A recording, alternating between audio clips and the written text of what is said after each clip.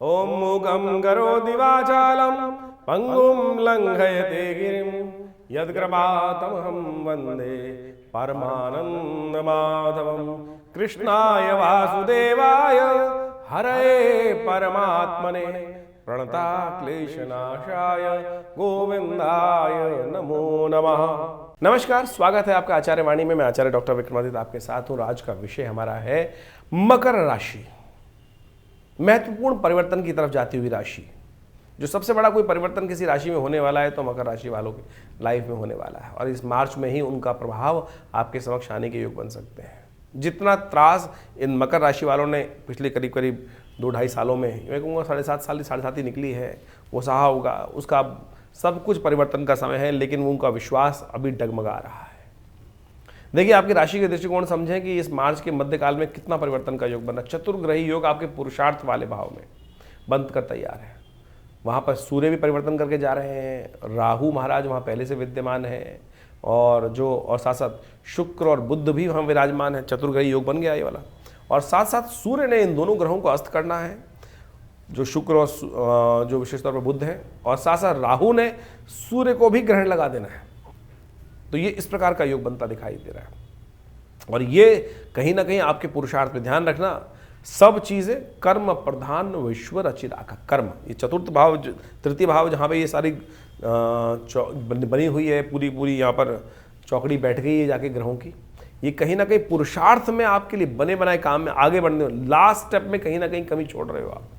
ध्यान रखना, बच्चे जो पढ़ाई में कर रहे हैं इस वक्त, उनके लिए ऐसे योग बन रहे हैं कि कहीं ना कहीं वो मकर राशि वाले जो हैं आखिरी स्टेप में कहीं हिम्मत हार रहे हैं।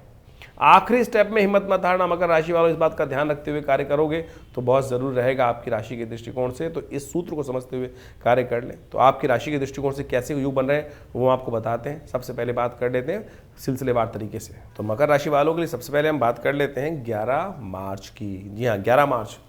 तो मकर राशि वालों, 11 मार्च के दिन मंगलवार का अवसर है, जितना जानते होंगे आप कैलेंडर के दृष्टिकोण से। लेकिन तिथियों के दृष्टिकोण से समझ लें तो उस दिन द्वादशी तिथि है। फागुन का महीना, शुक्ल पक्ष, द्वादशी तिथि, और ग्रह नक्षत्रों के दृष्टिकोण से चंद्रमा बहुत सुंदर रूप से आपके लिए बैठे हुए हैं सप्तम भाव में, जो आपके लिए क्लियर वॉइस, रास्ता देते दिखाई दे रहे हैं, नया विचार डालते दिखाई दे रहे हैं। और ये विचार आप इससे वारे न्यारे कर सकते हो ग्रह नक्षत्र दृष्टिकोण से। बहुत जल्दी आपके विचारों के अनुसार से चीज़ें पॉजिटिव होने के योग बनते दिखाई दे रहे हैं। इस दिन प्रदोष है। और देखिए, आपकी राशि के दृष्टिकोण से एक बात समझ लें कि आपकी राशि के दृष्टिकोण से इस वक्त मंगल महाराज थोड़े कमज़ोर चल रहे हैं। छठे भाव में चलते हुए मंगल कहीं ना कहीं आपके जो विशेष तौर पर सुख के भाव के मालिक हैं, वो कहीं ना कहीं शत्रु भाव में चल रहे हैं, और वो आपके पुरुषार्थ से जो है वो पूरा प्रभाव दे नहीं पा रहे हैं, और आपके शत्रु जो हैं वही उससे लाभ लेते दिखाई दे रहे हैं। तो ऐसे में ध्यान रखें, थोड़ा हनुमान जी की आराधना करें। ओम हंग हनुमतये नमः, जय हनुमान ज्ञान गुण सागर, जय कपीसतिहूँ लोक उजागर। इसका सुंदर स्तवन करें तो अच्छा रहेगा। बात कर लेते हैं 12 तारीख की। 12 तारीख का दिन ग्रह नक्षत्रों के दृष्टिकोण से परिवर्तन का दिन है। सुबह सुबह चंद्रमा परिवर्तन कर आपकी राशि के अष्टम भाव में चले गए हैं। थोड़ा सा मन नेगेटिव होता दिखाई दे रहा है, मन कहीं ना कहीं बंधन में रहेगा। अष्टम भाव बंधन का होता है। चंद्रमा जो है जब अष्टम भाव में चले जाते हैं तो थोड़ा सा क्या होता है, हल्के पड़ जाते हैं, और ऐसे में क्या होता है कि पुरुषार्थ करने में मन थोड़ा भागता है, संसार से विरक्ति की तरफ भागता है, किसके लिए करना है, क्या करना है। और चंद्रमा जो है इस वक्त शनि के बिल्कुल सम्मुख होकर चल रहे हैं, तो ये थोड़ा हल्का योग है, रवि योग है। नए कार्यों को में थोड़ा दिमाग लगाने का प्रयास कीजिए, स्थिति ठीक हो सकती है। बुध को थोड़ा शक्ति देने का प्रयास करें, क्योंकि बुध इन दिनों आपकी राशि के दृष्टिकोण से जहाँ चल रहे हैं वो थोड़ी से सूर्य के बहुत सन्निकट आने के योग बना रहे हैं, और वो कहीं ना कहीं थोड़े कमज़ोर पड़ सकते हैं। तो उनकी थोड़ी ताकत देने के लिए हरी चीज़ों का दान करें। हो सके तो गौ सेवा करें, गाय को पालक डाल दें, या हो साबुत मूंग लेकर चिड़ियों को डाल दें, या बुद्ध का मंत्र जप कर लें, ब्रांग ब्रिंग ब्रोंग से बुधाय नमः, या भगवान शिव का दही से अभिषेक कर लें। देखिए, इतने उपाय बता दिए। बहुत सारे लोग हमारे को बाहर से फ़ोन करके बोलते हैं या व्हाट्सअप मैसेज भेजते हैं कि भैया हम तो अमेरिका में रहते हैं, विदेशों में रहते हैं, वहाँ गाय दिखाई नहीं देती। अरे तो जहाँ चाह वहाँ रहा, तो उसके लिए बहुत सारे रास्ते आपको बताए। तो आपके लिए हम जैसे जैसे आपके सुझाव आते हैं उन सब पर हम आपको रास्ता दिखाने का प्रयास करते हैं, तो आप उसके अनुसार भी कार्य करेंगे तो अच्छा रहेंगे। 13 तारीख की बात कर लेते हैं। उस दिन बृहस्पतिवार का अवसर, उदया तिथि चतुर्दशी है, लेकिन शाम तक पूर्णिमा आने के योग बनेंगे, तो सप्तव्रत इस दिन किया जाएगा। ग्रह नक्षत्रों के दृष्टिकोण से परिवर्तन की तरफ ग्रह बहुत तेजी से भाग रहे हैं, और आपके आने वाले समय में पुरुषार्थ से लाभ होने के योग बनते दिखाई दे रहे हैं, क्योंकि ग्रह जो हैं वो गजकेसरी योग का निर्माण करने के लिए बहुत बढ़िया तरह से अग्रसित हैं। थोड़ा सा मन को, थोड़ा सा बहुत जल्दी क्या होता है, हर 7 दिन एक दिन नहीं होते हैं, थोड़े हल्के दिन भी जाते हैं तो चिंता ना करें, उसके बाद परिवर्तन सूर्य की तरफ बहुत जल्दी आता दिखाई दे रहा है। इस दिन विशेष तौर पर अपने ग्रहों को थोड़ा ताकत देने के लिए सबसे श्रेष्ठ उपाय है कि भगवान सत्यनारायण की उपासना करें। ओम नमो नारायणाय इस मंत्र का जप करें तो अच्छा रहेगा आपके लिए। होलिका दहन है इस दिन। होलिका का दहन अपने आप में एक बहुत सुंदर पर्व है। आपकी राशि के दृष्टिकोण से यदि हम बात करें तो क्या होता है कि होलिका का दहन जो होता है वो कष्टों का निवारण करने के लिए। वो जैसे होलिका का जब अग्नि जली तो होलिका जल गई, प्रहलाद के कष्ट लेकर समाप्त हो गई। जो कष्ट प्रहलाद को देने के लिए वो उपस्थित हुई थी संसार में, इसमें लोग जो हमको कष्ट देने के लिए विद्यमान है, यदि हम इस दिन उपाय करें तो वो कष्ट उन्हीं को जो देने का प्रयास करते हैं उन्हीं पर जाके समाप्त हो सकता है। तो हमें क्या करना है, आपके लिए सबसे श्रेष्ठ है होलिका की जो पवित्र अग्नि जलती है, जो अग्नि जो इस बार जो जलेगी दिल्ली के पंचांग के अनुसार से हम बात कर रहे हैं, वो भद्रा का योग है दिल्ली में, तो वो रहेगा रात्रि में 11:30 बजे खत्म होगा, तो 11:30 के बाद होली जलेगी। तो उस समय एक ध्यान रखना, थोड़े से तिल ले जाइएगा, काले तिल अपने सिर पर से वार कर उसको होलिका की अग्नि में उपस्थित कर दीजिएगा। ओम भैरवाय नमः या ओम नमो भगवते वासुदेवाय इस मंत्र का जप करते हुए उस तिल को थोड़ी से अग्नि में डाल दीजिए। देखिएगा इससे क्या होगा, कष्ट निवारण करने का रास्ता बहुत सुंदर मिलेगा। होलिका का पूजन किया जाता है भारतीय संस्कृति में। इस दिन भद्रा का योग है, दिल्ली के पंचांग के अनुसार से सुबह 10:35 से शुरू होगा और रात्रि तक रहेगा करीब 11:29 तक। तो आपके क्षेत्र में जहाँ भद्रा का योग बन रहा हो उसके अनुसार से आप देख सकते हैं, उसके अनुसार से जानकर काम करने का प्रयास कीजिए। यदि होलिका का पूजन जो करना है या तो सुबह 10:35 से पहले, और होलिका जलेगी रात्रि में 11:30 के बाद। और ये होली अपने आप में महत्वपूर्ण है, इसका बड़ा सुंदर महत्व शास्त्र में बताया गया है। भारतीय संस्कृति में होली का महारात्रि एक बड़ी महत्वपूर्ण महारात्रि है। तंत्र के दृष्टिकोण से इसका स्थान सर्वोच्च कहा गया है। सांसारिक दृष्टिकोण से बहुत सारे महत्वपूर्ण कार्य इस रात्रि में किए जाते हैं और बड़े नेगेटिव प्रयोग भी कई लोग दुष्प्रवृत्ति जो होते हैं वो करते हैं लोगों को परेशान करने के लिए। तो ऐसे में आपको अपने जीवन में सुख समृद्धि प्राप्त करने के लिए, जीवन के कष्टों को दूर करने के लिए होलिका का अद्भुत प्रयोग शास्त्र में जो वर्णित है उसके अंदर हम आपको बताते हैं। होलिका का दिन इतना अद्भुत है कि जिसके द्वारा आप ये भी जान सकते हैं कि आने वाले समय में क्या कुछ होने के योग हैं। होली जब जलाई जाती है तो विशेष तौर पर उसका धूम्र उपस्थित होता है, अग्नि की लपटें उठती हैं। वो लपटें जिस दिशा में जाएं उसके अनुसार से उसका प्रभाव शास्त्र के दृष्टिकोण से बताया गया है। और जो राजा इत्यादि होते हैं, शासन तंत्र होता है, उसके अनुसार से आने वाले भविष्य की गणना भी उस दृष्टिकोण से कर सकता है कि उस क्षेत्र में कैसे योग बनने वाले हैं। होलिका का जलने से जो धुआं है जब उठता है, कहा जाता है कि वो सीधा ऊपर जाए, तो ये बहुत बढ़िया यश वृद्धि का योग बनाता है। उस क्षेत्र के लोगों के जीवन में आगे बढ़ने के योग बनेंगे, उस क्षेत्र के राजा के जीवन में आगे बढ़ने के योग बनेंगे। अगर होलिका की अग्नि जलते वक्त दक्षिण की तरफ हवा बह रही है तो ये दिखाती है कि उस क्षेत्र में बीमारियां, जो लोग वहाँ उपस्थित है उनके जीवन में शारीरिक तौर पर कष्ट, दुर्घटनाओं का संकेत बनता दिखाई देता है। वहीं यदि पूर्व की तरफ हवा चल रही है और पूर्व की तरफ उसका धुआं, लपटें इत्यादि जा रही हैं तो ये दिखाती हैं कि विशेष तौर पर जीवन में आगे बढ़ने के योग बनेंगे, शांति प्राप्ति के योग बन सकते हैं, अध्यात्म में विकास होने के योग बन सकते हैं, रोजगार इत्यादि में नए उन्नति के अवसर प्राप्त होने के योग बन सकते हैं। वहीं जहाँ कहीं देश क्षेत्रों में यदि उत्तर की हवा बह रही है और उत्तर की तरफ हवा लपटे जा रही हैं तो ये भी शुभ सूचक है, कल्याणकारी है और आगे बढ़ने के सुंदर सूचना को उपस्थित करती है। उस क्षेत्र में आगे आने वाले समय में समृद्धि के योग बनते दिखाई देंगे। लेकिन वही कहीं अग्नि जो है पश्चिम दिशा की तरफ जाने लगे, धुआं पश्चिम दिशा की तरफ जाने लगे तो दिखाता है कि आगे आने वाले क्षेत्र में बीमारियां, विशेष तौर पर खाद्य क्षेत्र में जो कार्य करते हैं, खेती इत्यादि के क्षेत्र में जो लोग कार्य करते हैं, तो वो आने वाले समय में खेती संबंधी समस्याएं उत्पन्न होने के योग बन सकते हैं। विभिन्न कीटाणु जो है वो परेशान कर सकते हैं, चेपा इत्यादि विभिन्न बीमारी परेशान कर सकती है खेती करने वाले लोगों को। तो इस प्रकार से अनेक समस्याएं हमारे ऋषियों ने, माघ भट्टरी इत्यादि ने इन सब चीज़ों की सूक्ष्म दृष्टिकोण से व्यवस्था बनाकर समझकर उन सूत्रों को प्रतिपादित किया। होलिका महारात्रि हमारे यहाँ बहुत विशेष है। होलिका के अपने जीवन के कष्टों को दूर करने के लिए शास्त्र में बताया जाता है कि आप किस प्रकार से, अभी हमने आपको बताएंगे कि आपकी राशि के दृष्टिकोण से आपको क्या कर लेना चाहिए, जिससे एक छोटा सा उपाय आपके जीवन के बहुत सारे कष्टों को दूर कर दे आपकी राशि के दृष्टिकोण से। तो वो उपाय भी आप करें तो बहुत बढ़िया माना जाता है। तो इन समस्त चीज़ों को समझते हुए जीवन में आपको आगे बढ़ने का प्रयास करना चाहिए। कथाएं तो बड़ी विचित्र हैं, वो कथाएं कितनी श्रद्धा के साथ हैं कि देखिए, जो आपने बचपन से सुनी होगी कि होलिका जो थी हिरण्यकश्यप की बहन थी और वो प्रहलाद को लेकर और उस अग्नि में बैठ गई थी। कारण क्या था? कारण यह था कि अहंकार जो है वो सत्य को पहचानने नहीं देता। व्यक्तियों के जीवन में जब अहंकार हो आता है तो वही व्यक्ति जो शुभ कार्य करके उससे शक्ति प्राप्त करिए, वही अहंकारी होकर राक्षस बन जाता है और उसकी प्रवृत्तियां जो हैं वो तामसिक हो जाती हैं और वही जीवन में कष्ट उत्पन्न के योग बना देती है। तो ऐसे में परमात्मा को परमात्मा नहीं समझता। हिरण्याक्ष, हिरण्यकश्यप दो जो भाई थे, उन्होंने साधना करके ही तो भगवान के भक्त बनकर ही तो शक्ति प्राप्त करी थी। लेकिन जब शक्ति प्राप्त हो गई तो अहंकार ऐसा उत्पन्न हो गया इस उसमें संसार के अंदर रहते रहते कि नहीं, हम ही साक्षात परात्पर ब्रह्म हैं। और उनके घर में ही प्रहलाद उत्पन्न हुए, हिरण्यकश्यप के घर में ही प्रहलाद उत्पन्न हुए और उन्हीं प्रहलाद ने भगवान की अनन्य श्रद्धा भक्ति प्राप्त कर कर भगवान के भक्त होने का सुंदर श्रेय प्राप्त किया। जिनको स्वयं भगवान नरसिंह की गोद में बैठने का अवसर मिला हो। ऐसे सोचें कि पापी के घर में उत्पन्न हुआ व्यक्ति कैसे भगवान के उसको गोद में बिठा ले। तो सोचें, आप इस बात को समझे, हम समस्याएं जीवन में लेकर आते हैं लेकिन हम अपनी भक्ति को भूल जाते हैं। प्रहलाद ने वही भक्ति करी, भगवान पर विश्वास रखा और वही विश्वास का सुंदर क्या प्रभाव हुआ कि भगवान की साक्षात सोचे, जिस पद को प्राप्त करने के लिए किसी और को तो नहीं मिला, अर्जुन तक को भगवान की गोद नहीं मिली, केवल भक्त प्रहलाद को ही वो सुंदर स्थान प्राप्त हुआ कि भगवान विष्णु की गोद में बैठने। किस कारण से? प्रताप से, भक्ति के प्रताप से। भक्ति के प्रताप से वो वहां उस गोद में अवस्थित हुआ। ये घटना कितनी सुंदर दिखाती है कि आप सोचें कि जब हिरण्यकश्यप ने जिस प्रकार से प्रहलाद को अनेक प्रकार से त्रास देने का प्रभाव उत्पन्न किया, अनेक प्रकार से त्रास दिए, कभी पहाड़ से उठा फेंका दिया, कभी हाथी के पैर से नीचे कुचलवाने का प्रयास किया, कभी विष देने का प्रयास किया, लेकिन अंत में होलिका कहती है कि मेरे पास साधना से प्राप्त हुई एक ऐसी वस्त्र है, ऐसा वस्त्र है कि जिसको मैं पहन के अग्नि में बैठ जाऊँ, अग्नि जलेगी नहीं। भगवान का प्रताप है, आशीर्वाद है।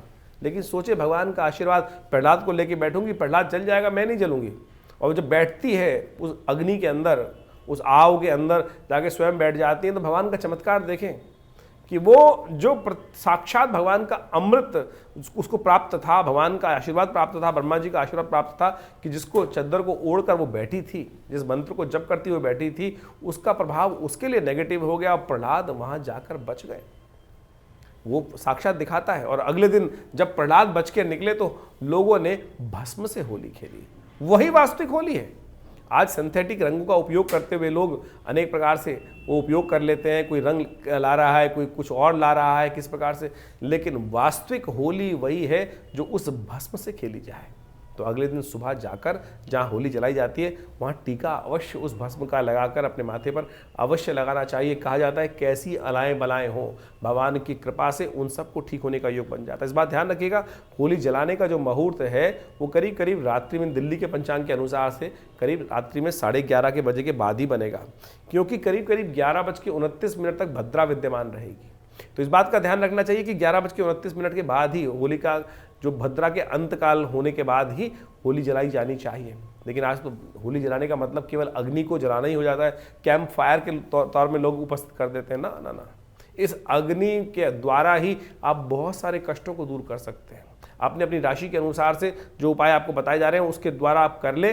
वो छोटे छोटे उपाय, छोटे छोटे टोटके कि छोटी छोटी चीज़ें अग्नि में उपस्थित कर कर अपनी अलाएँ बलाएँ पूरे साल में किए हुए नेगेटिव जो एनर्जी है उन सबको उस यज्ञ की अग्नि में आप भस्म कर सकते हैं। अग्नि ही है तो उसमें विभिन्न तौर पे वो अग्नि जो में सामग्री उपस्थित की जाती है वो उसी प्रकार से समझाती है। इसके साथ साथ होलिका का पूजन का समय जो रहेगा वो करीब करीब सुबह 10:30 से पहले ही रहेगा, क्योंकि 10:30 बजे के आसपास से वो 10:35 पर दिल्ली के पंचांग के अनुसार से बात करें तो होली का जो भद्रा है वो आरंभ हो जाएगा। तो होलिका का पूजन जो हो वो 10:35 से पहले कर ले। और रात्रि में जब होली जले तो करीब करीब 11:29 पे भद्रा खत्म होगी दिल्ली में, और उसके बाद ही होलिका जलाने का विधान शास्त्र में बताया गया। इस बात का ध्यान रखते हुए कार्य करना चाहिए। तो मकर राशि वालों, अभी अपने होली का अद्भुत महत्व समझा और आपकी राशि के दृष्टिकोण से हमने कहा आपको कि थोड़े से काले तिल लेकर अपने सिर पर से वार कर, मकर राशि वालों ओम नमो भगवते वासुदेवाय इस मंत्र का जप करते हुए जब होली की वो पवित्र अग्नि जले तो उसमें समर्पित कर दीजिए। देखिएगा भगवान की कृपा से कष्ट दूर होने के सुंदर योग बनेंगे। आपकी राशि के अनुसार से सबसे श्रेष्ठ उपाय है, इसको अवश्य करने का प्रयास कीजिए। 14 तारीख का दिन होली खेलने का दिन है। शुक्रवार का अवसर है, पूर्णिमा तिथि उस दिन विद्यमान है और साथ साथ उस दिन ग्रह नक्षत्रों के दृष्टिकोण से गजकेसरी योग आपके लिए भाग्य में जाकर चंद्रमा अध्यात्म के दृष्टिकोण से बड़ा सुंदर योग बनाता दिखाई दे रहा है। बृहस्पति के बिल्कुल विशेष तौर पे दृष्टि पूरी तरह से जो है पंचम भाव में बैठे हुए बृहस्पति चंद्रमा पे दृष्टि डाल रहे हैं और ये आपके लिए बड़ा सुंदर योग बना रहे हैं। ये 2-3 दिन आपके लिए प्रोग्रेस के लिए अच्छे रहेंगे, भाग्य से कुछ नए रास्ते प्राप्त हो सकते हैं और धर्म में जितनी इच्छा रहेगी ना उतना बढ़िया योग बन सकते हैं। नए रास्ते, नए जो हैं योग बनते दिखाई दे रहे हैं। इस दिन सूर्य भी परिवर्तन की तरफ जा रहे हैं। इस दिन सूर्य महाराज भी परिवर्तन की तरफ जाएंगे, उस बारे में बात करेंगे, लेकिन उसका प्रभाव भी बड़ा इंपॉर्टेंट रहेगा आपकी राशि के दृष्टिकोण से। और ऐसे में भगवान सूर्य का दर्शन कर कर उनका पुण्य प्राप्त करने का योग दिखाई देता है। कई बार एंजाइटी डिसऑर्डर जीवन में, कई बार क्योंकि 7.5 चल रही है, मनोमस्तिष्क क्या होता है, भरा होता है, परेशानी में होता है। जो खुद भुगत रहा होता है वही पता लगा सकता है, बाकी किसी को पता नहीं चलता है। देखिए, इस समय में जो आपकी राशि के दृष्टिकोण से इस भारतीय संस्कृति में कहा जाता है अशोका व्रत। अशोक व्रत विष्णु धर्मोत्तर में विशेषकर बड़े अच्छे समझाया गया है। कहा जाता है कि इस दिन मिट्टी जो है वो पानी में घोलकर उससे स्नान करना चाहिए। पुराने ज़माने में लोग देखा है आपने, अभी गांव के लोग बहुत सारे होते हैं जो धोती पहने हुए बेचारे गरीब लोग होते हैं, जिनको कहा जाता है अनसिविलाइज्ड लोग, मिट्टी से होली खेलते हैं। और मिट्टी से होली खेलते हैं तो हम कहते हैं अनकल्चर्ड उनको, क्योंकि हमने टाई लगा रखी है, हम अपने आप को पढ़ा लिखा मानते हैं। शास्त्र कहता है कि इस दिन मिट्टी मिले हुए जल से स्नान करना चाहिए। हम दिल्ली में नेचुरोपैथी हॉस्पिटल चलाते हैं, प्राकृतिक चिकित्सा का हॉस्पिटल चलाते हैं, आयुर्वेद का चलाते हैं। उसमें मृतिका चिकित्सा अपने आप में एक चिकित्सा विज्ञान है। जब पेशेंट आता है ना, बहुत सारा स्किन डिसीज होते हैं उसको और बहुत सारे एंजाइटी डिसऑर्डर्स होते हैं, तो हम क्या करते हैं, पूरा मिट्टी का गारा जो होता है उसके ऊपर अच्छे से लगाकर उसको धूप में बैठा देते हैं और अशोक के पेड़ के नीचे बैठाते हैं। तो क्या होता है, अशोक के पेड़ के नीचे बैठाने से अशोक उसके समस्त शोकों को शमन कर लेता है। यही व्रत है जो फागुन पूर्णिमा को किया था, अशोक व्रत। उस दिन होलिका का सुंदर पर्व रहता है, तो उस दिन अवश्य मिट्टी के स्नान करना चाहिए। जो हमारे गाँव में बेचारे लोग खेलते हैं ना, वो उन्होंने उस कल्चर को बचा रखा है। हो सकता है कि उसका वैज्ञानिक अर्थ ना समझते हो, ज्योतिष के दृष्टिकोण से वो मुहूर्त का महत्व भी हमने आपको समझाया और शास्त्र की बात भी रखी। तो इस दिन थोड़ी देर अवश्य मिट्टी में बैठना चाहिए। हमारे कहा जाता है कि जो होली असली होती है वो खेली जाती है राख से। जब प्रहलाद जी बच गए, होलिका जल गई, तो उस मिट्टी को लेकर, थोड़ा भस्म को लेकर अपने घर परिवार में थोड़ा सा उसका आशीर्वाद लेना चाहिए। नेगेटिव एनर्जी, घर की कितनी भी जो नज़र बट्टू लगे होते हैं ना, उन सबका कोई फायदा नहीं है। ये जो भस्म है उन समस्त कष्टों को दूर करने का योग बना देगी आपके लिए। तो ध्यान रखें, इसको अवश्य करने का प्रयास करें। इस दिन परिवर्तन का समय है और इस दिन चंद्रमा भगवान का जन्मदिवस भी है। आप भगवान चंद्रमा का जो है इस दिन उत्पत्ति हुई थी, तो कहा जाता है कि शाम के समय उनको दूध का अर्घ शंख में रखकर दूध से अर्घ देना चाहिए। होली सुंदर रूप से आपकी राशि के दृष्टिकोण समझें कि आपके लिए कैसा है, तो आप कोशिश करें इस दिन भगवान के साथ भी होली खेलें। नीले पुष्प लेकर भगवान को अर्पित करने का प्रयास करें, गेंदे के पुष्प भगवान को अर्पित करने का प्रयास करें, फूलों से भगवान के साथ होली खेलें। ओम नमो नारायण इस मंत्र का स्तवन करते हुए भगवान के साथ होली खेलने का प्रयास कीजिए। देखिए, आपके लिए सुंदर योग है, परिवर्तन का योग बनता दिखाई दे रहा है। तो खास तौर पर मकर राशि वालों को समझना चाहिए, आपके ग्रह परिवर्तन की तरफ जा रहे हैं और इस दिन सूर्य भी परिवर्तन की तरफ जा रहे हैं। एक इसका अलग प्रभाव है, क्योंकि 1 महीने के लिए सूर्य बदलने जा रहे हैं। शाम को करीब करीब 6:51 पर सूर्य परिवर्तन की तरफ जाएंगे और ये परिवर्तन द्वितीय भाव से निकलकर तृतीय भाव में होने, पराक्रम वाले भाव में होने जा रहा है। चौकड़ी वहां बन गई है ग्रहों की। सूर्य तृतीय भाव में, राहु तृतीय भाव में, बुध तृतीय भाव में, शुक्र तृतीय भाव में। ये चतुर्ग्रही योग और सूर्य के प्रभाव से शुक्र भी अस्त हो जाएंगे, बुध भी अस्त हो जाएंगे और राहु जो है वो सूर्य को भी अस्त कर देंगे। पराक्रम वाला भाव है, ध्यान रखिएगा। ऐसे में कहीं ना कहीं पारिवारिक जीवन में खटपट होने के योग दिखाई देते हैं। ऐसे में कहीं ना कहीं छोटी छोटी बातों में मन में अशांति का वातावरण बन सकता है, उसको शांत करने का प्रयास कीजिएगा। आपके मित्र नए बनते दिखाई दे रहे हैं, नए मित्रता का योग बनता दिखाई दे रहा है। ऐसे में जो भी चीज़ें ऑफर्स आ रही हैं उनको शांति के साथ, पुरुषार्थ के साथ एक्सेप्ट करने का आपको कार्य करना चाहिए, वो आपके लिए अच्छा रहेगा योग। ऐसे में सूर्य की राहु की युति अस्थिरता दिखाई दे रही है 1 महीने के लिए, तो थोड़ी अस्थिरता को दूर करने के थोड़ा सा उपाय करना ज़रूरी है। एक तो खासतौर पर एक बात का ध्यान रखें, भगवान सूर्य को हर जो लगातार पूरे महीने थोड़े काले तिल डालकर उसके द्वारा भगवान को अर्घ दीजिए। ओम घृणी सूर्य आदित्याय नमः इस मंत्र का जप करते हुए। इससे आपके राहु का नेगेटिव प्रभाव जो सूर्य पर पड़ रहा है वो ठीक होगा और सूर्य का नेगेटिव प्रभाव जो शुक्र बुध पर पड़ गया है, जिसके कारण से दोनों ग्रह अस्त होने जा रहे हैं, उनका भी नेगेटिव जो प्रभाव है वो कम हो सकता है। पुरुषार्थ पूरी तरह से करने का प्रयास कीजिए। पार्टनर्स को अननेसेसरी क्लैश में ना फंसाएं। जो भी पार्टनर, जो सहयोगी आपके हैं, वो थोड़े से आपके विमुख हो सकते हैं, तो ध्यान रखते हुए कार्य करना चाहिए। चीज़ों को शांति के साथ कार्य करना पड़ेगा आपको, नहीं तो परिवर्तन की तरफ जा रहा है शनि महाराज, बहुत जल्दी परिवर्तन की तरफ जाएंगे, 7:30 समाप्त होगी और ये आपके लिए कुछ अच्छा योग बनता दिखाई देगा आपके लिए। 15 तारीख शनिवार की बात कर लेते हैं। उस दिन चैत्र की प्रतिपदा तिथि है। ग्रह नक्षत्रों के दृष्टिकोण से जिसकी हम बात कर रहे थे, सूर्य के परिवर्तन के साथ साथ बुध भी वक्री होने जा रहे हैं और बहुत तेज गति से बुध जो है वक्री होकर सूर्य की तरफ भागते दिखाई दे रहे हैं। और ये जो करीब करीब 12:16 पर वक्री होंगे और इन वक्री होने का प्रभाव ये पड़ेगा कि सीधी चलती हुई चालों को आप धीरे धीरे थोड़ा सा समझ नहीं पाएंगे, वो आपको बैक गियर में ग्रह दिखाते दिखाई दे रहे हैं। बुद्धि जो है ना, थोड़ा सा विचारों को पुरुषार्थ आगे बढ़ने की बजाय जो काम करेंगे उसमें कहीं ना कहीं थोड़ा सा डेटोरेशन होता दिखाई दे रहा है। तो इसलिए बुद्ध को थोड़ा शक्ति देने का प्रयास करना चाहिए। हो सके तो दही का दान करें, हो सके तो भगवान शिव का अभिषेक दही से करने का प्रयास कीजिए। ये छोटा सा उपाय है, ये आपके लाभ दे सकता है। 16 तारीख रविवार का अवसर, द्वितीया तिथि है इस दिन और इस दिन ग्रहों का एक और परिवर्तन का योग बनता दिखाई देगा। राहु महाराज वक्रगति चलते हुए जो है वो पूर्वाभाद्र बृहस्पति के नक्षत्र में प्रवेश करते दिखाई देंगे और बृहस्पति का और राहु का योग किसी प्रकार भी शुभ नहीं बोला जाता, लेकिन राहु का इस वक्त गोचर में योग चल रहा है जो आपके लिए वो कहीं ना कहीं मित्रताओं को बढ़ाने वाला, सहयोग को बढ़ाने वाला बनता दिखाई दे रहा है। लेकिन ध्यान रखिएगा, थोड़ा क्रोध बढ़ा सकता है, थोड़ा क्रोध शांत करने का आपको प्रयास करना चाहिए, वो सबसे ज़्यादा ज़रूरी है आपके लिए। सर्वार्थ सिद्धि योग का निर्माण है, नए कार्य करने के लिए दिन अच्छा दिखाई देता है।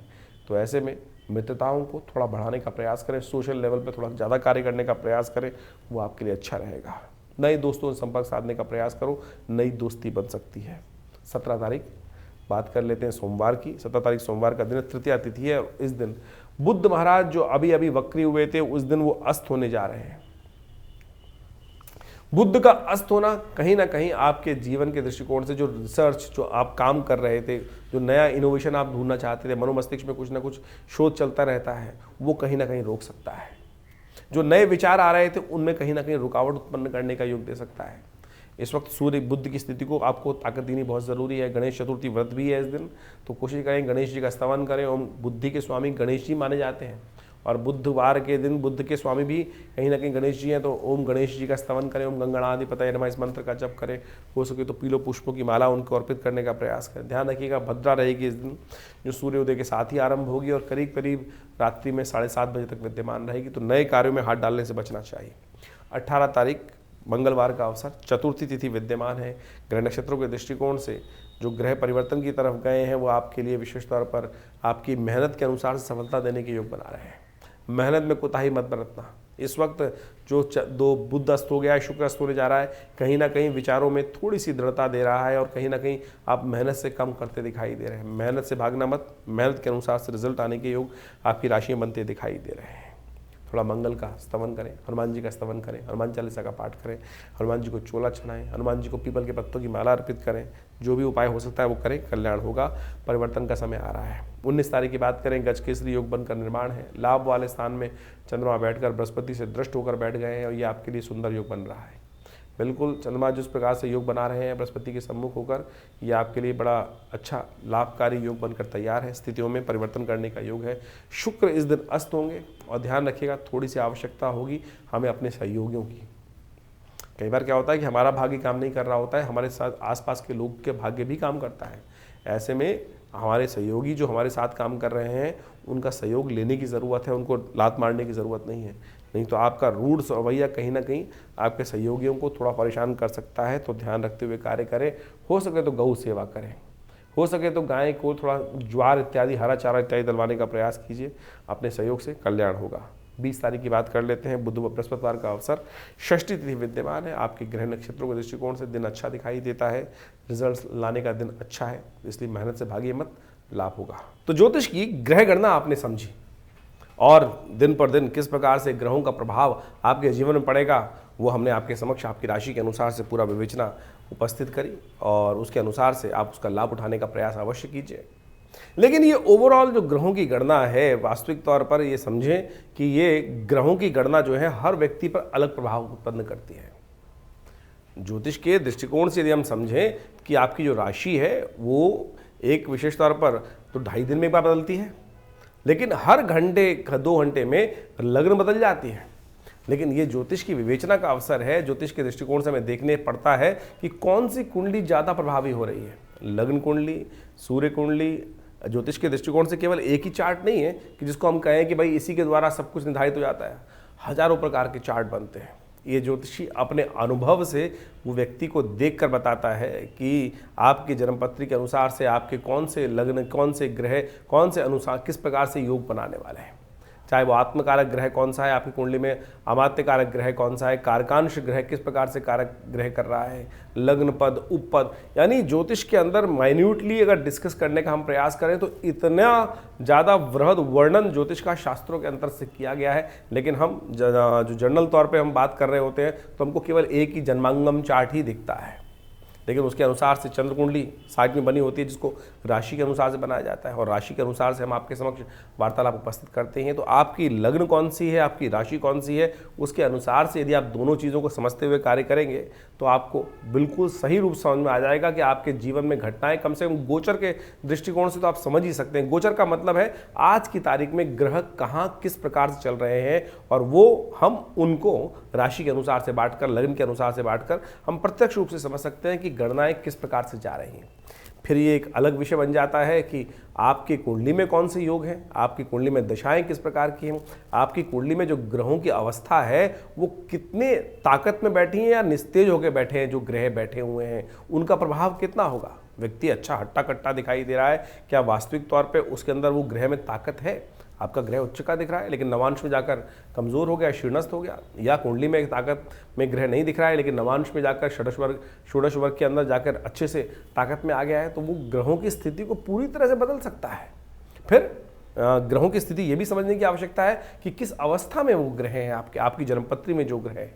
एक बड़ा विशेष विवेचना है वो हम आपके समक्ष उपस्थित करते हैं। हमारे पिताजी के पास एक बहुत कभी कभी ऐसे केस आते हैं।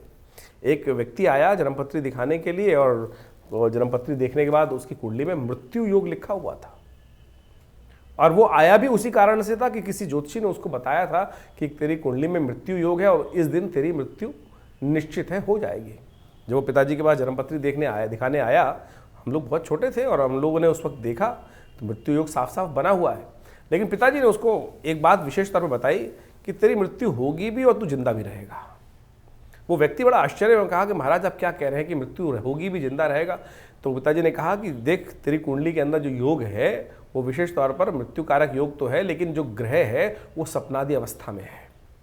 यानी जो ग्रह की अवस्था है वो स्वप्न में है, ग्रह जागृत अवस्था में नहीं है, स्वप्न में अवस्था में है। तो तेरी मृत्यु सपने में लिखी है, प्रत्यक्ष मृत्यु नहीं लिखी तेरी।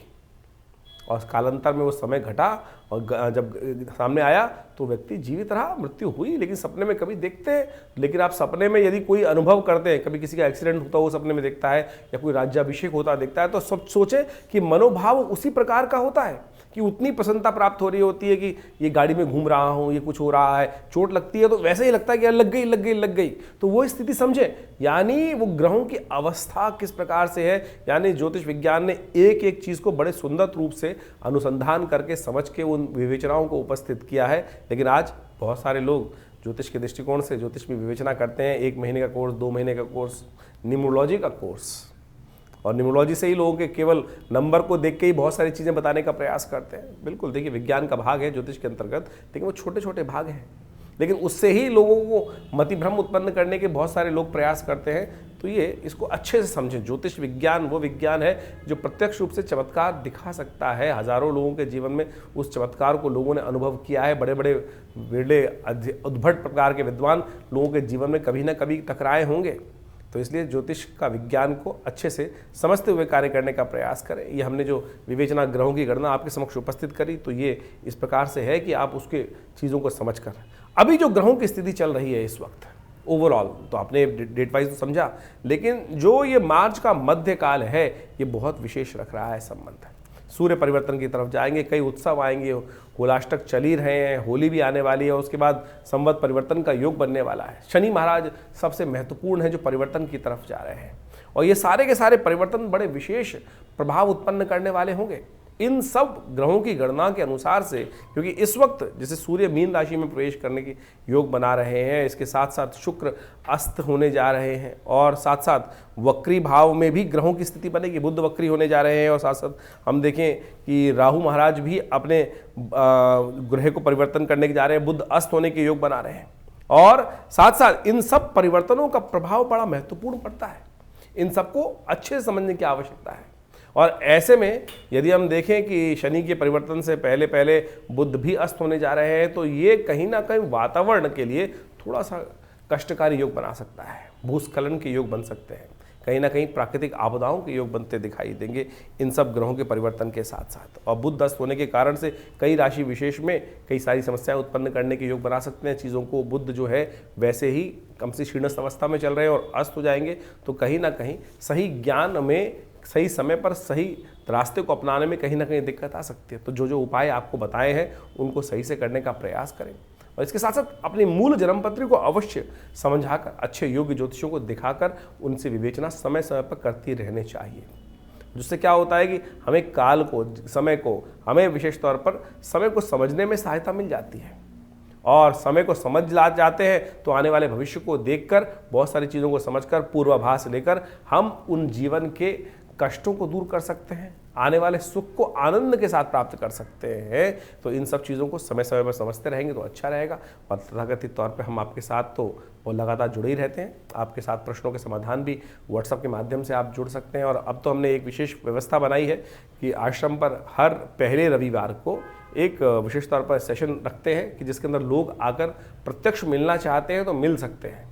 और उसमें हमने ऐसी व्यवस्था कर दी है कि बहुत सारे लोग ऐसे हैं कि जो फीस वगैरह देने में दिक्कत करते हैं। देखिए आश्रम है, व्यवस्थाएं भी चलानी है, फीस रखनी जरूरी है, लेकिन जो लोग आश्रम के साथ बिल्कुल आप व्यवस्था में यज्ञ में आना चाहते हैं, नहीं कोई है अभाव है भगवान की समस्या के कारण से, जीवन समस्या के कारण से, तो हम उसके लिए एक कार्यक्रम आरंभ कर रहे हैं। हर रविवार को विशेष तौर पर कार्यक्रम रहेगा, पहले रविवार को, महीने के पहले रविवार को सुबह 8 बजे से लेकर करीब करीब 11 बजे तक ये कार्यक्रम रहेगा। उसमें आप आकर डायरेक्टली हमसे प्रश्न पूछ सकते हैं और आपके प्रश्न जो भी हों हम प्रयास करेंगे माँ भगवती की कृपा से उनका निदान अवश्य आपको दें। भगवान की कृपा से आपके कष्ट दूर होने के कोई ना कोई योग बने।